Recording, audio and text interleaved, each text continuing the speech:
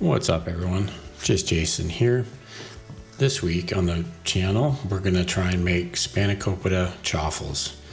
So as you can see, we've got some eggs, some feta cheese, some diced onions. We've got about half a teaspoon of garlic powder, half a teaspoon of dill, and then a heaping half teaspoon of parsley. And then to finish it off, we've got some baby spinach here, which we're going to add into the mix. So we were going to try something different here. Ultimately did not wind up working, but for the first try, we're going to try and cook the onions in the dash minis.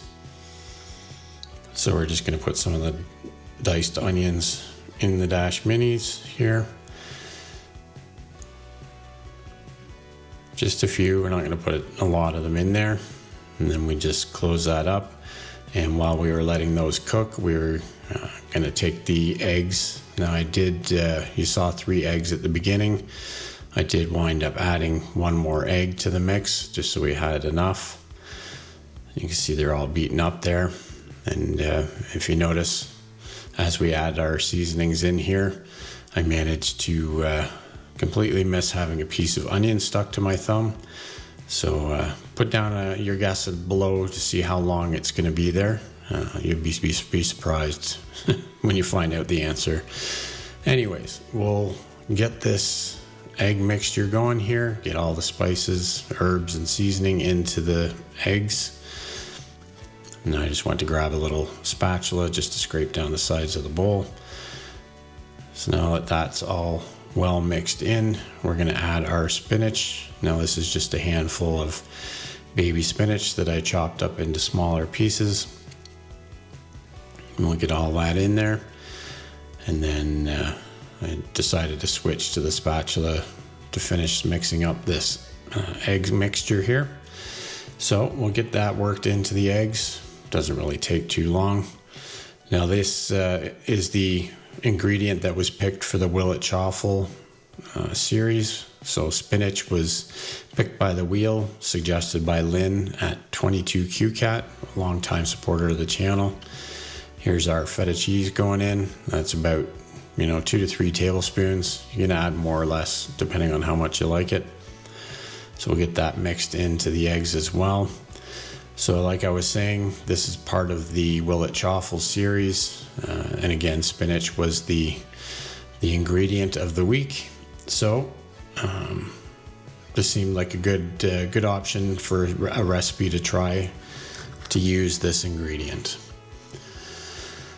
So long story short, I forgot to hit record when we made the first 2 chaffles, and that's how they turned out. So adding the onions down first did not work out for me. So I took the rest of the onions and I sauteed them in some butter. And we're gonna add those directly into our mix and then just give that a mix through. Again, I've put onions in the waffle irons before. I'm not sure sort of what happened to them, but the first 2 stuck to the bottom of the dash minis and wouldn't come out. So it happens, we just have to move forward, and we just pivot in the middle of the video once in a while. So we're going to make these crispy with some Parmesan cheese here. Get some down on the bottom first in both waffle irons.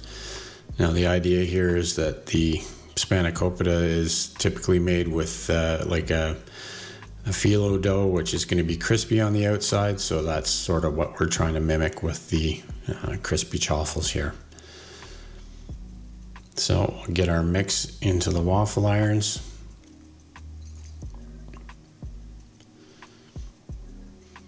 Looks like there's lots of feta cheese and spinach in every spoonful, so which is what we're looking for, of course.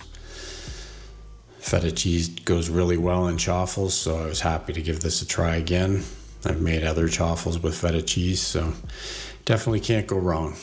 So we're going to add some Parmesan cheese to the top of these to get crispy texture on both sides.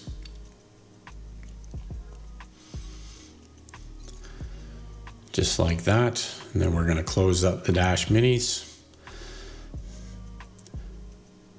And these two turned out almost perfect. Nice and crispy on the outside, golden brown. You can see all of the ingredients that we added. So we'll get those two out of the waffle irons here.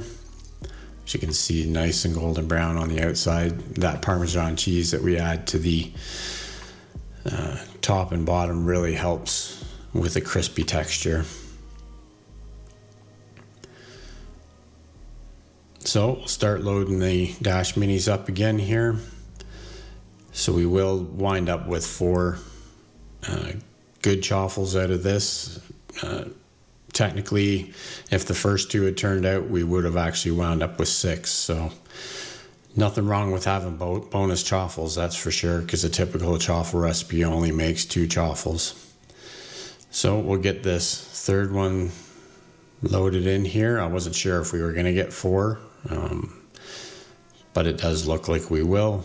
So we'll get some Parmesan cheese on top of this one, and then close it up, and then start making the next one.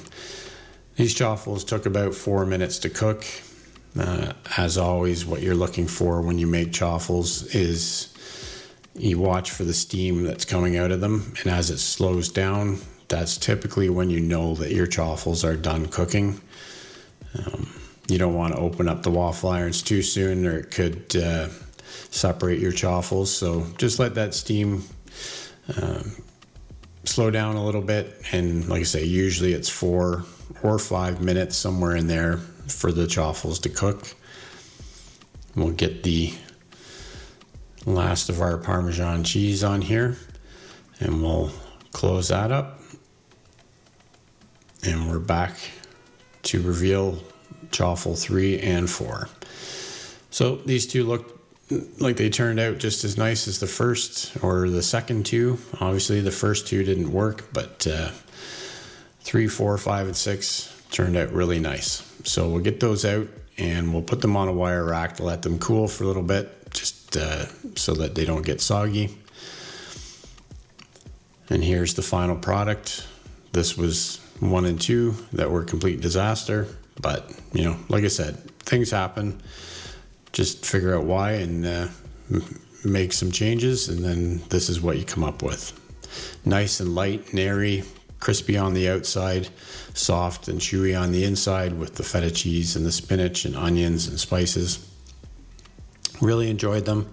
They taste amazing, smell really good. So hope you enjoyed the video. If you did, give it a thumbs up, consider subscribing, and stick around for the next ingredient we do on the Will It Chaffle series. Keep on thriving, my friends.